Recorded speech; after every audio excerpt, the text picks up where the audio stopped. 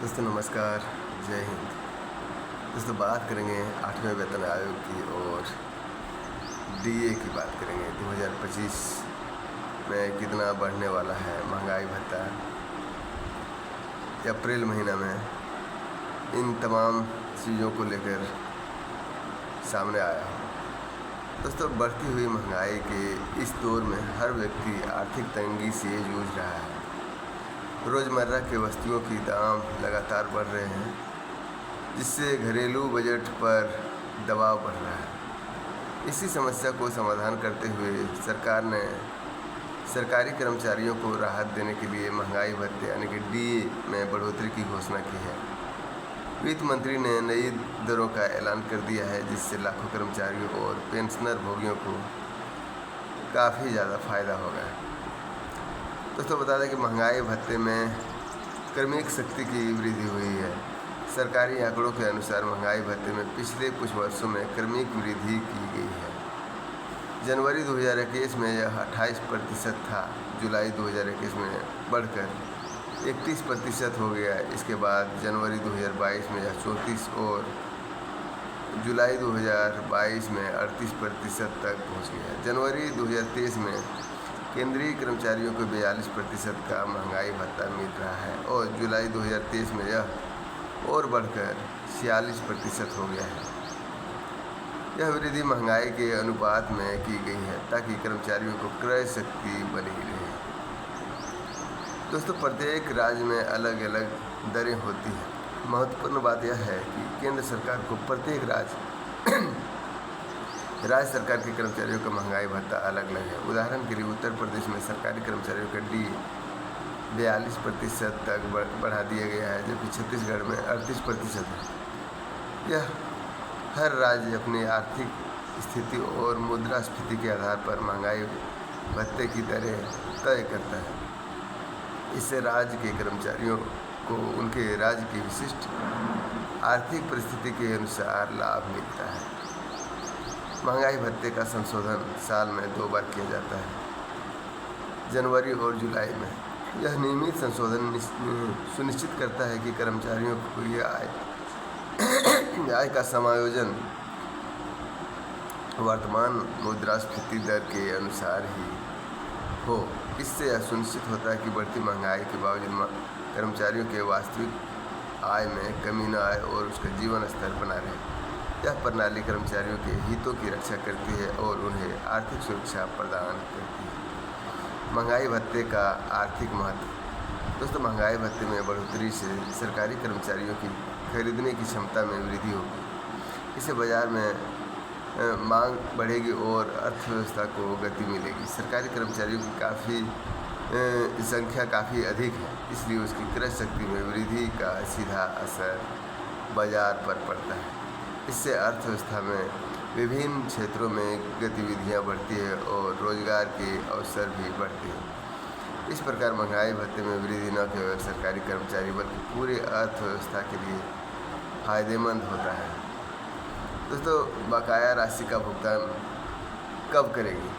एक और उत्साहजनक खबर यह है कि मोदी सरकार जल्द ही केंद्रीय कर्मचारियों और पेंशनर भोगियों को 28 महीने का महंगाई भत्ता बकाया डीए एरियर देने का विचार कर रही है। सरकार 1 जनवरी 2020 से 30 जून 2021 तक के डीए एरियर की 3 किस्त जारी कर सकती है। अगर ऐसा होता है तो कर्मचारियों के खाते में पर्याप्त राशि आएगी। यह फैसला उन कर्मचारियों के लिए विशेष रूप से लाभप्रद होगा जो कोविड-19 महामारी के दौरान आर्थिक चुनौतियों का सामना कर रहे थे। दोस्तों महंगाई भत्ते में बढ़ोतरी का फ़ायदा सभी कर्मचारियों को मिलेगा, लेकिन उच्च वर्ग के कर्मचारियों को विशेष लाभ होगा। उनके मूल वेतन अधिक होने के कारण महंगाई भत्ते में प्रतिशत वृद्धि से उन्हें 2 लाख रुपये से अधिक का अतिरिक्त लाभ हो सकता है। यह राशि उनके वित्तीय नियोजन और बचत में महत्वपूर्ण योगदान देगी। उच्च वेतन पाने वाले कर्मचारियों के लिए यह एक बड़ी राहत है, जो महंगाई के कारण बढ़े हुए जीवन यापन के खर्चों के पूरा करने में मदद करेगी। दोस्तों महंगाई भत्ता डीए का मुख्य उद्देश्य कर्मचारियों की क्रय शक्ति को बनाए रखना है। मुद्रास्फीति के कारण वस्तुओं और सेवाओं की कीमतें बढ़ती हैं, जिससे एक ही वेतन में पहले की तुलना में कम सामान खरीदा जा सकता है। महंगाई भत्ते की वृद्धि से कर्मचारियों की मुद्रास्फीति के इन नकारात्मक प्रभाव से बचाया जाता है। यह एक सराहनीय कदम है जो कर्मचारियों के कल्याण को सुनिश्चित करता है और उसके जीवन को स्तर को बनाए रखने में मदद करती है। भविष्य में और बढ़ेगी महंगाई भत्ता बढ़ोतरी होने की संभावना है। दोस्तों, आर्थिक विशेषज्ञों का मानना है कि भविष्य में महंगाई भत्ते में और बढ़ोतरी की संभावना है। वैश्विक अर्थव्यवस्था की अनिश्चितताओं और बढ़ती मुद्रास्फीति के कारण सरकार कर्मचारियों के हितों की रक्षा के लिए महंगाई भत्ते में और वृद्धि कर सकती है।